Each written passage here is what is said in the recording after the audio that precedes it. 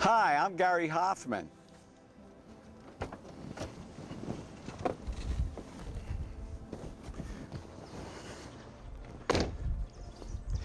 You know, whether you manage a small dairy farm like this one, or a large multinational corporation, or whether you drive an 18-wheeler delivering goods across our nation, the tremendous highway transportation system in our country impacts everybody every day.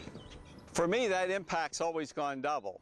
You see, I spent a 34-year career working for the Department of Transportation right here in Pennsylvania, building and maintaining highways.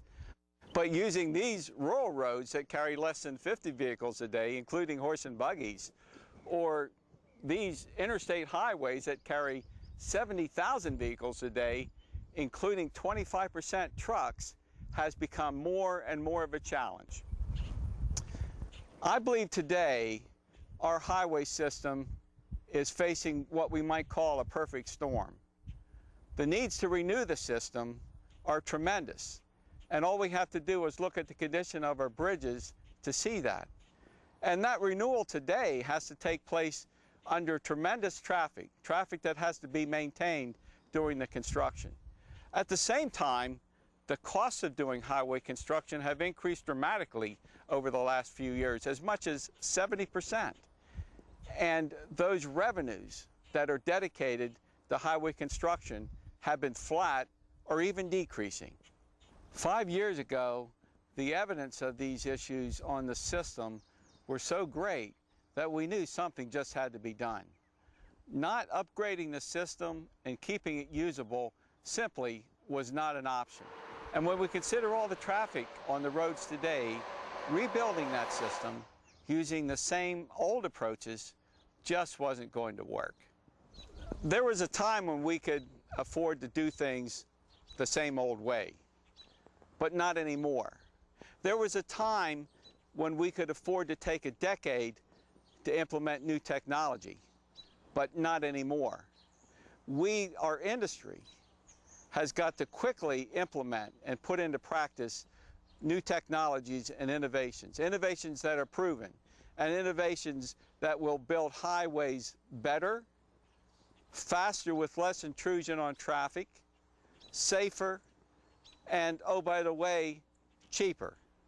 Congress saw this too, and in the 2005 Surface Transportation Act put a program into place, a pilot program for the Federal Highway Administration called Highways for Life. The program includes several parts.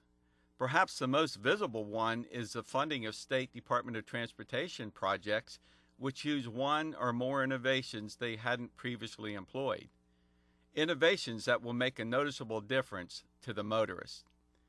So far, 16 states have received Highways for Life funds for their projects, and they've included a wide range of innovations. Over 24 technologies were employed on these projects. In Minnesota, the Department of Transportation tried something they'd never before attempted on a major arterial. Rather than closing off 1 or 2 lanes and having traffic trickle through the remaining lane, they totally closed off the roadway, including a major interstate interchange. Of course, this required a lot of coordination with the driving public, area businesses, and neighbors. They set up alternative routes and had a massive information campaign to prepare everyone. But the result was that the work was done in only 1 construction season, rather than 2 or 3. Here in Salt Lake City, the Utah Department of Transportation used prefabricated bridge elements and systems and built a new structure alongside the existing bridge, even as traffic continued by unobstructed. Then the old structure was removed and the new one moved into place using machines called self-propelled modular transporters, and the entire thing was accomplished in 1 weekend. Other states, including Oregon, Virginia, South Carolina, Georgia, and Maryland, are using the prefabricated bridge element systems from the foundations all the way up to the deck that are put together in the field like Legos. And just as prefabricated bridges meant better quality, safety and less intrusion into traffic, prefabricated pavements did too. These precast concrete pavement systems can be installed at night in as short as a 5-hour window. And where traditional pavement construction techniques have a shorter construction season because pavement cannot be done in colder temperatures, precast pavements are made under environmentally controlled conditions and can be installed in all but the very worst weather.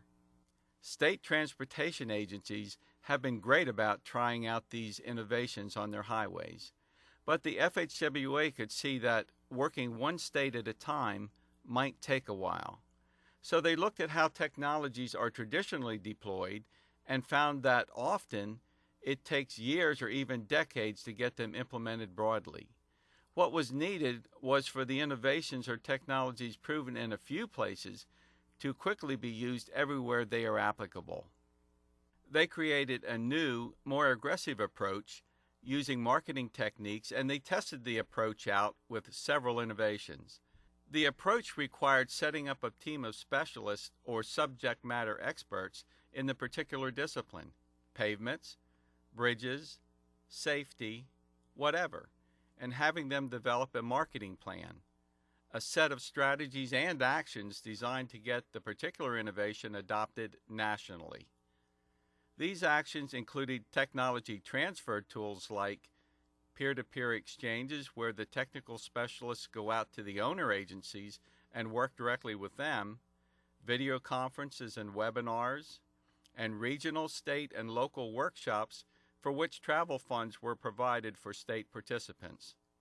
Highways for Life is also working hand in hand with the AASHTO Technology Implementation Group since their missions are very similar.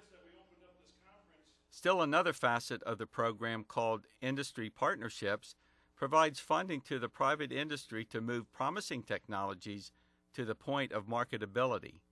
So far, 5 new approaches are being developed under the partnership program, and more are coming. Of course, all this would not give dividends if nobody knew about it. So, the program-level mission and message are communicated through media like websites, brochures, presence at trade shows, and articles in trade and consumer publications. The impact of these new approaches has been dramatic, and as a result, several states have implemented technologies as standard practices. Well, you might be asking, so what? What's all this mean to me? Well, these Highways for Life technologies and the Highways for Life approach are proven. They're working. It's not just about a technology. It's not just about a product. It's about changing a paradigm. Changing a paradigm to always look for the best solution. You know, when I started in the highway building business 35 years ago, we built highways, new highways, on new alignment. But today, the challenges we have are just as daunting. It's rebuilding, renewing that system under tremendous traffic loads. It's looking for better ways, higher quality, longer lasting materials. It's looking for ways to construct faster with less intrusion on the motorist. It's looking for ways to improve safety. It's looking for ways to do things more efficiently and less expensively. We have a challenge before us, a daunting challenge. So I might ask, what role are you going to play in this vital endeavor?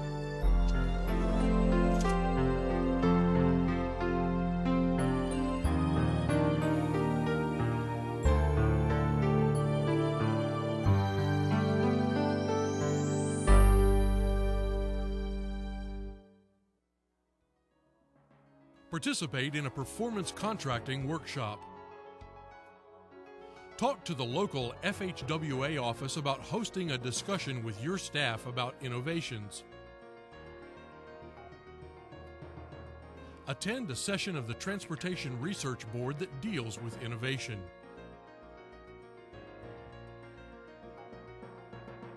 Consider using accelerated bridge construction techniques on your agency's bridge program.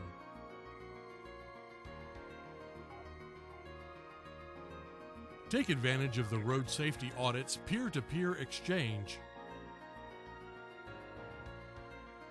Participate in a project demonstration showcase. Implement performance goals for your construction projects to address safety, quality, congestion, and customer satisfaction.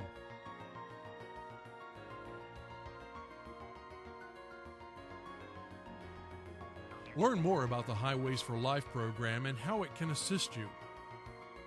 Browse the Highways for Life website for successful projects using innovations. Take advantage of the Making Work Zones Work Better peer-to-peer exchange.